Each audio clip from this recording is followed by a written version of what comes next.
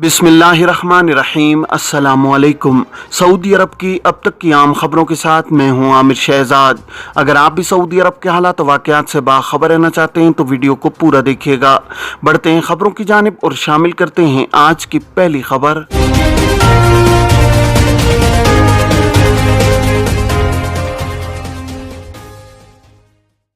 वजारत सियाहत की जानिब से मुमलिकत के लिए टूरिस्ट वीज़े के ज़वाबित में तब्दीलियों का ऐलान किया गया है। नए ज़वाबित के तहत खलीजी ममालिक में रहने वाले इकामा होल्डर्स भी ऑनलाइन सियाती वीज़ा हासिल कर सकेंगे। अखबार 24 के मुताबिक वज़ीर सियाहत अहमद अल खतीब की जानिब से सियाती वीज़े के ज़वाबित में तरमीम की मंजूरी दे दी गई है, जिसके मुताबिक खलीजी ममालिक में रहने वाले इकामा होल्डर्स गैर मुल्की भी मुमलिकत का सियाती वीज़ा ऑनलाइन हासिल कर सकेंगे। खलीजी ममालिक में मुकीम गैर मुल्कियों के इकामे की मुद्दत 3 माह से ज़ायद होना ज़रूरी है। वाज़ेह है कि सऊदी वज़ारत सियाहत की जानिब से 49 ममालिक के शहरियों के लिए ऑनलाइन सियाती वीज़े की सहूलत है। इसके अलावा अमरीका या बरतानिया का वीज़ा रखने वाले या वहाँ मुकीम अफराद भी ऑन अराइवल या ऑनलाइन सियाती वीज़ा हासिल कर सकते हैं। यूरोपीय ममालिक का वीज़ा रखने वालों के लिए ज़रूरी है कि सऊदी अरब का सियाती वीज़ा हासिल करते वक्त उनका यूरोपीय ममालिक का वीज़ा एक्सपायर ना हो। अलावा अज़ीम वो इस वीज़े पर कम अज़ कम एक बार इन ममालिक का सफ़र कर चुके हों। वज़ारत सियाहत ने इस हवाले से मज़ीद कहा है कि टूरिस्ट वीज़े पर आने वाले उम्रा अदा कर सकते हैं, ताहम हज अदा नहीं किया जा सकता। सियाती वीज़े पर आने वालों को चाहिए कि वो मुमलिकत के कवानीन की पासदारी करें और अपनी शनाख्ती दस्तावेज़ात अपने हमरा रखें। बैरून मुल्क से आने वाले मुसाफिरों पर फास्ट ट्रैक में डेटा दर्ज करने की पाबंदी खत्म। पाकिस्तान सिविल एविएशन अथॉरिटी ने बैरून मुल्क से आने वाले तमाम मुसाफिरों पर सेहत से मुतालिक डेटे के इंदराज की शर्त खत्म कर दी है। सिविल एविएशन अथॉरिटी के एक नोटिफिकेशन के मुताबिक बैरून मुल्क से आने वाले मुसाफिर सफर से कबल फास्ट ट्रैक ऐप में डेटा दर्ज किए बगैर सफर कर सकेंगे। नोटिफिकेशन के मुताबिक फास्ट ट्रैक ऐप का इस्तेमाल रोक दिया गया है और इस फैसले का इतलाक फौरी तौर पर नाफिजुल अमल होगा। ख्याल रहे कि कोरोना वबा के बाद पाकिस्तान ने बैरून मुल्क से आने वालों के लिए फास्ट ट्रैक ऐप मुतारिफ कराई थी। बैरून मुल्क से आने वालों के लिए सफर से पहले तमाम तर मालूमात का ऐप में इंदराज लाजमी करार दिया गया था। मोबाइल एप्लीकेशन फास्ट ट्रैक में डेटा का इंदराज 5 मई 2021 से लाजमी करार दिया गया था। सिविल एविएशन अथॉरिटी के नोटिफिकेशन के मुताबिक कोरोना की सूरत हाल को देखते हुए फास्ट ट्रैक ऐप के इस्तेमाल को रोक दिया गया है। ताहम मुताल्लिका महकमा सेहत के हुकाम की हिदायत की रोशनी में मुसाफिरों पर फास्ट ट्रैक ऐप में डेटे का इंदराज दोबारा नाफिज किया जा सकता है।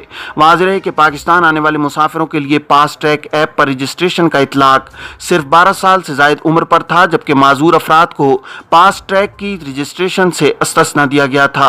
सिविल एविएशन के मुताबिक सिफारतकारों को फास्ट ट्रैक से इस्तिस्ना दिया गया था, जबकि जो मुसाफिर स्मार्टफोन्स का इस्तेमाल नहीं जानते थे, बोर्डिंग से कबल एजेंटों के जरिए इंदराज किया जाता था। सऊदी वज़ारत दाखिला की जानिब से शहरियों और मुकीम गैर मुल्कियों को सहूलत फराहम करने के लिए तमाम सरकारी मामलात को डिजिटल तरीके से पेश किया जाता है। डिजिटलाइजेशन की वजह से मामलात काफ़ी आसान हो गए हैं, जबकि इससे कबल इकामे की तजदीद और खुरूज ओहदा वगैरह का इजरा काफ़ी दुश्वार हुआ करता था। अबशर अकाउंट हर शख्स का बनाना लाजमी है, ख्वाह सऊदी शहरी हों या मुकीम गैर मुल्की। तमाम अफराद के लिए ज़रूरी है कि वह अपना अकाउंट अबशर पोर्टल पर बनाएं। अबशर सर्विस के हवाले से एक शख्स ने सवाल किया है कि आप विजिट वीज़े पर आने वाला अपना अबशर अकाउंट बना सकता है या नहीं। इस हवाले से जवाजात के पोर्टल अबशर की जानिब से जवाब दिया गया है कि विजिट वीज़े पर आने वाला अपना अबशर अकाउंट बना सकते हैं। अबशर अकाउंट के जरिए उनके तमाम कानूनी मामलात अंजाम दिए जा सकते हैं। वाज़ेह है कि वज़ारत दाखिला की जानिब से डिजिटल तरीके से खिदमात की फराहमी को यकीनी बनाने के लिए बेहतरीन प्लेटफार्म मुहैया किए जाते हैं, जिनमें सबसे मारूफ और ज़रूरी प्लेटफार्म अबशर है। अबशर प्लेटफार्म पर हर सऊदी शहरी और यहाँ रहने वाले गैर मुल्की का अकाउंट बनाना लाजमी है। वज़ारत दाखिला की जानिब से सरकारी मामलात को डिजिटलाइज करने के लिए अबशर प्लेटफार्म की सहूलत फराहम की गई है। शख्सी मामलात की अंजामदही के लिए अबशर प्लेटफार्म इस्तेमाल किया जाता है, जबकि तिजारती या कंपनियों के लिए मुकीम प्लेटफार्म मखसूस है। अबशर में अकाउंट बनाने के लिए इकामा होल्डर के अलावा विजिट वीज़े पर आने वालों को भी सहूलत फराहम की जाती है। विजिटर्स को ये सहूलत उनके पासपोर्ट नंबर और मुमलिकत में दाखिल होने के बाद जारी किए जाने वाले इमिग्रेशन एंट्री नंबर के जरिए फराहम की जाती है। अबशर अकाउंट बनाने के मुख्तलिफ तरीके हैं, जिनमें सबसे बेहतर तरीका जवाजात के दफ्तर या मुख्तलिफ मकामात पर नस्ब की गई जवाजात के खुदकार कंप्यूटर्स के जरिए किया जा सकता है।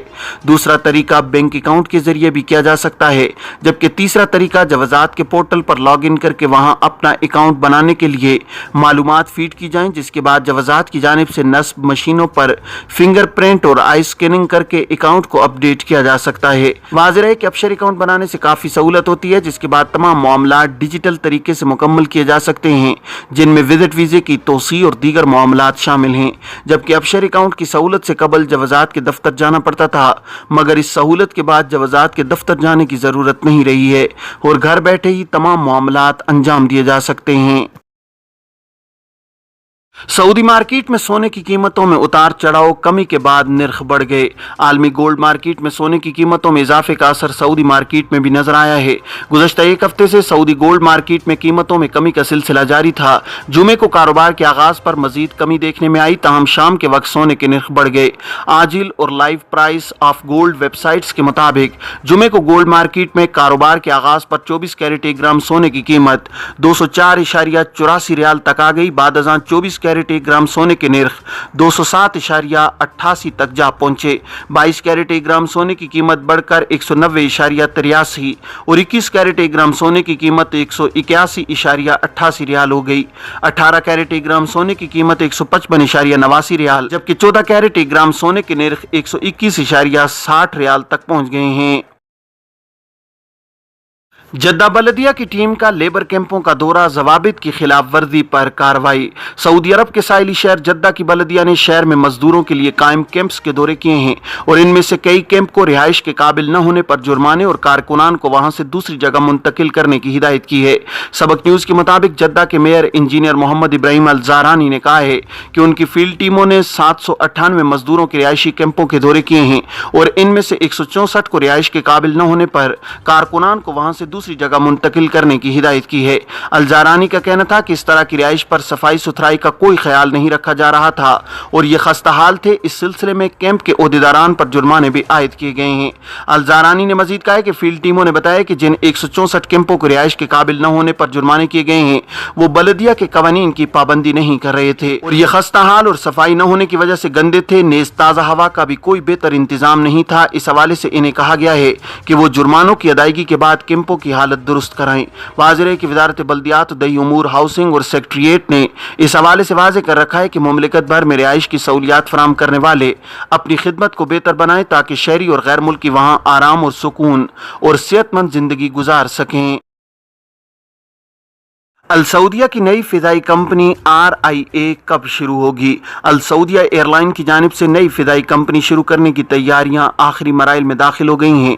نئی ایئر لائن کا نام RIA بتایا جا رہا ہے۔ سبق نیوز نے عربین بزنس کے حوالے سے کہا ہے کہ نئی فضائی کمپنی کے قیام کے بارے میں گزشتہ 12 ماہ سے کام جاری ہے۔ کمپنی کا قیام سعودی انویسٹمنٹ پبلک فنڈ کے تعاون سے کیا گیا ہے۔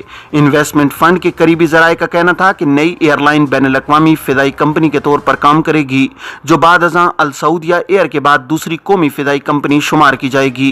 کمپنی کا مرکزی دفتر ریاض میں ہوگا۔ ذرائع کا مزید کہنا تھا کہ شروع ہونے والی نئی فضائی کمپنی 150 ممالک کے لیے پروازیں شروع کرے گی، جن میں یورپ، شمالی اور جنوبی امریکہ، افریقہ اور ایشیائی ممالک شامل ہیں۔ واضح ہے کہ فضائی شعبے کی ترقی مملکت کے ویژن 2030 کا اہم حصہ ہے، جس کے اہداف میں سال 2030 تک سالانہ 30 ملین مسافروں کو فضائی سہولت فراہم کی جائے گی۔ بلاول بھٹو کا سعودی وزیر خارجہ سے رابطہ، سیلاب سے تباہی کے بعد تعاون پر شکریہ۔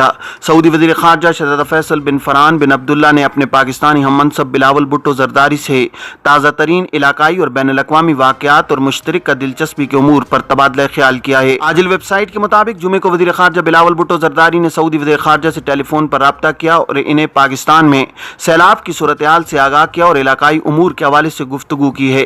سعودی وزارت خارجہ کے مطابق بلاول بھٹو زرداری نے ملک کے متعدد علاقوں کو اپنی لپیٹ میں لے کر آنے والے سیلاب کی وجہ سے پاکستان اور اس کے عوام کے ساتھ مکمل تعاون اور ساتھ کھڑے ہونے پر مملکت کی قیادت کا شکریہ ادا کیا ہے۔ سعودی وزیر خارجہ نے مملکت کی طرف سے پاکستان اور اس کے عوام کے لیے تمام حالات میں یکجہتی اور حمایت کا اظہار کیا گیا ہے۔ سعودی وزارت خارجہ کے مطابق دونوں رہنماؤں نے تازہ ترین علاقائی اور بین الاقوامی واقعات اور مشترکہ دلچسپی کے امور پر تبادلہ خیال کرنے کے علاوہ دونوں برادر ممالک کی امنگوں کو پورا کرنے کے لیے تمام شعبوں میں مشترکہ تعلقات اور ان کو بڑھانے کے طریقوں کا جائزہ لیا ہے۔ یہ تھیں اب تک کی عام خبریں. اب تمام احباب کے قیمتی وقت کا بہت شکریہ. اپنا اپنے ارد گرد کے لوگوں کا بہت سارا خیال رکھیے گا. مجھے دیجیے اجازت. السلام علیکم ورحمۃ اللہ وبرکاتہ.